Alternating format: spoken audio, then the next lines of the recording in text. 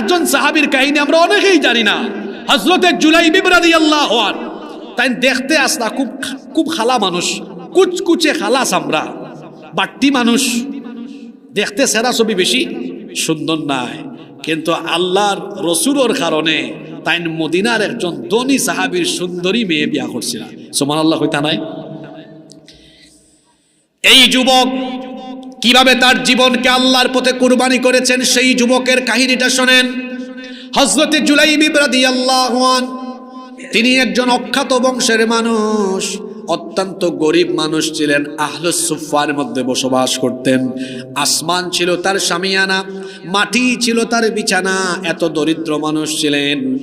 তিনি খাবার দাবার নিয়মিত পেতেন না, কেউ কোনো খাবার দিলে সেটা খেতেন, কখনো খাবার নসিবে না জুটলে কোনো মানুষ খাবার খেয়ে উচ্ছিষ্ট ফেলে দিলে সেটা কি তিনি তার খাবার হিসাবে গ্রহণ করতেন। পানি পান করার কোনো পাত্র তার কাছে ছিল না, 2 হাতের অঞ্জলি ভরে কুয়া থেকে তিনি পানি পান করতেন, এতটা দরিদ্র মানুষ তিনি ছিলেন। আল্লাহর রসুল একদিন মসজিদে নববীতে কিছু সাহাবীদেরকে নিয়ে বসে আছেন, এমন সময় হযরতে জুলাইবিব রাদিয়াল্লাহু আনহু আল্লাহর নবীর পাশ দিয়ে যাচ্ছেন। নবীজি সাহাবীদেরকে বললেন, ওই যে হেঁটে যায়, তোমরা কি তাকে চিনো নাকি? সাহাবীরা অখ্যাত বংশের মানুষ হওয়ায় তাকে চিনতে পারলেন না, বললেন না, তাকে তো আমরা চিনি না। কিন্তু নবীজি তো এমন এক মহামানব ছিলেন, দেখেন নেতৃত্বের গুণাবলী কেমন থাকা লাগে। সর্বনিম্ন পর্যায়ের একজন কর্মীরও খোঁজ নেতার কাছে থাকতে হয়। আল্লাহর নবী এমন এক মহামানব ছিলেন, তিনি তখন বললেন, শোনো, তোমরা তাকে না চিনলেও কি হবে, আমি কিন্তু তাকে চিনি, সে হলো আমার প্রিয় সাহাবী জুলাইবিব। সুবহানাল্লাহ। আল্লাহর রাসূল তাকে ডাক দিলেন, তাকে লক্ষ্য করে বললেন, ইয়া জুলাইবিব, হে জুলাইবিব, আলা তাতাজাওয়াজ, তুমি কি বিয়ে করবে না?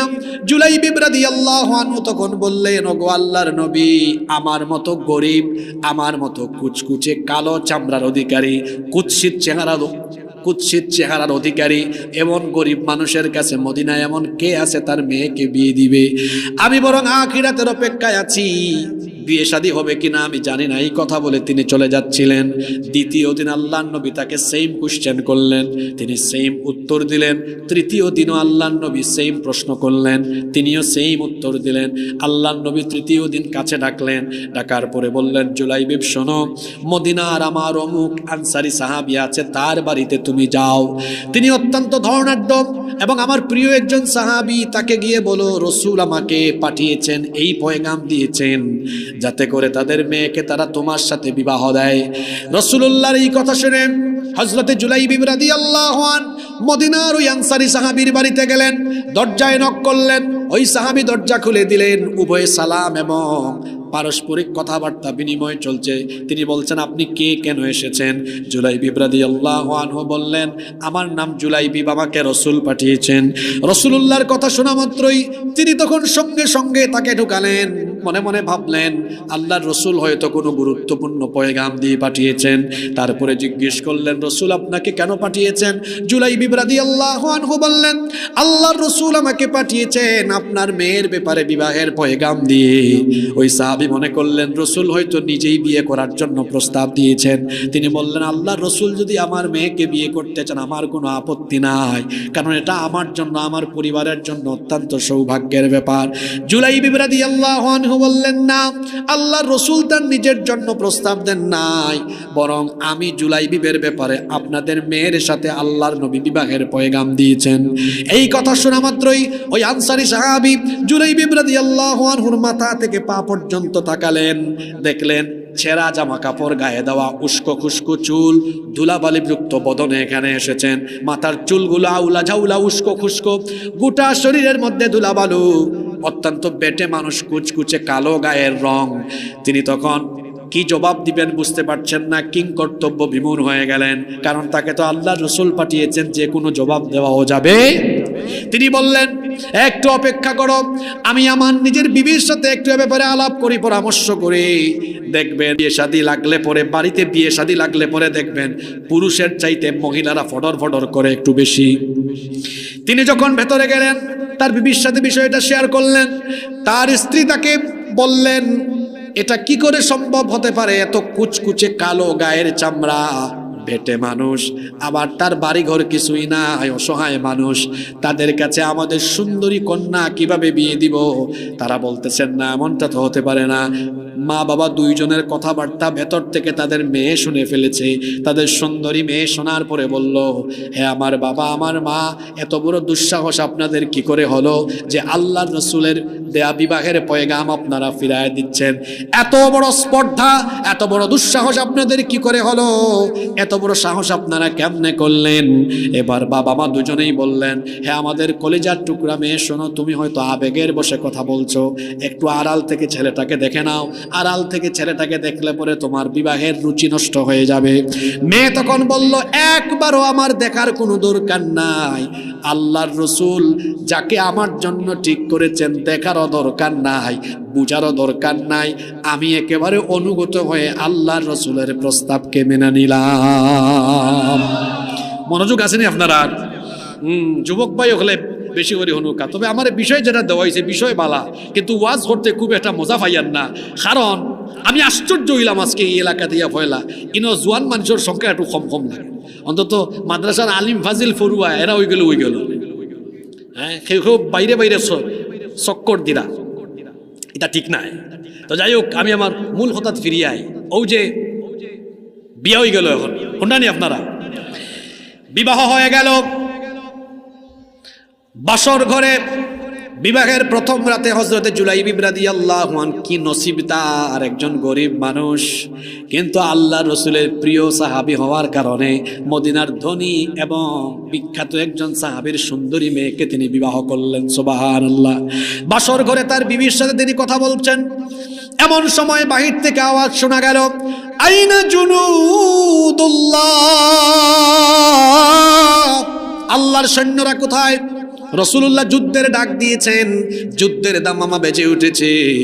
বর্ণনাকারী সাহাবী বলছেন, এই হাদিস যে সাহাবী বর্ণনা করেছেন, বর্ণনাকারী সাহাবী বলছেন, তীরের শলা থেকে যেমন ধনুক দ্রুত গতিতে ছুটে যায়, হযরতে জুলাইবিব রাদিয়াল্লাহু আনহু তিনিও অত্যন্ত দ্রুত গতিতে তার নতুন বিয়ে করা সুন্দরী স্ত্রীর কাছ থেকে দ্রুত গতিতে বিদায় নিয়ে বের হয়ে গেলেন। আল্লাহু আকবার। উলঙ্গ তরবারি হাতে নিয়ে যুদ্ধের ময়দানে ছুটে গেলেন। সিংহ শাবকের মতো লড়াই করতে করতে 7 জন কাফেরকে জাহান্নামে পাঠিয়ে তিনিও শাহাদাতের সুধা পান করলেন, শহীদ হয়ে গেলেন। 7 জন কাফেরের পাশে তার দেহ পড়ে আছে। যুদ্ধ যখন সমাপ্ত হলো, আল্লাহর রাসূল ময়দানে বললেন, আমার সকল শহীদ হওয়া সাহাবীদের লাশগুলোকে জড়ো করো, একত্রিত করো। সকলের লাশকে জড়ো করা হলো। আগেই বলেছিলাম, হযরতে জুলাইবিব রাদিয়াল্লাহু আনহু একজন অখ্যাত মানুষ হওয়ায় সবাই তাকে তেমন একটা চিনত না। আল্লাহর রাসূল দেখলেন সবারই লাশ আছে। আল্লাহর রাসূল বললেন, সকলের লাশ তো আমার সামনে এনেছো, কিন্তু আমার হাবিবের লাশটা কোথায়? রাসূল নাম বললেন না, বললেন আমার হাবিবের লাশটা কোথায়? তখন তারা বললেন, ওগো আল্লাহর নবী, আপনার হাবিব আবার কে? আল্লাহর নবী তখন বললেন, আমার হাবিবকে তোমরা চিনো না, দাঁড়াও, আমার হাবিবকে আমি নিজেই খুঁজে বের করব।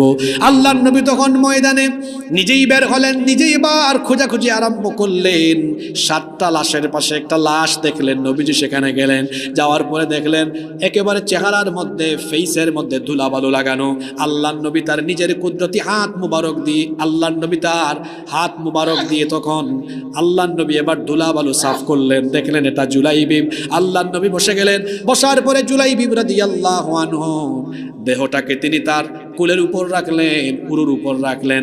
রাখার পরে সাহাবীদেরকে বললেন, সাহাবীরা রে আসো, এসে দেখো আমার হাবিবকে তোমরা চিনো না, এটা হলো আমার হাবিব জুলাইবিব। সুবহানাল্লাহ।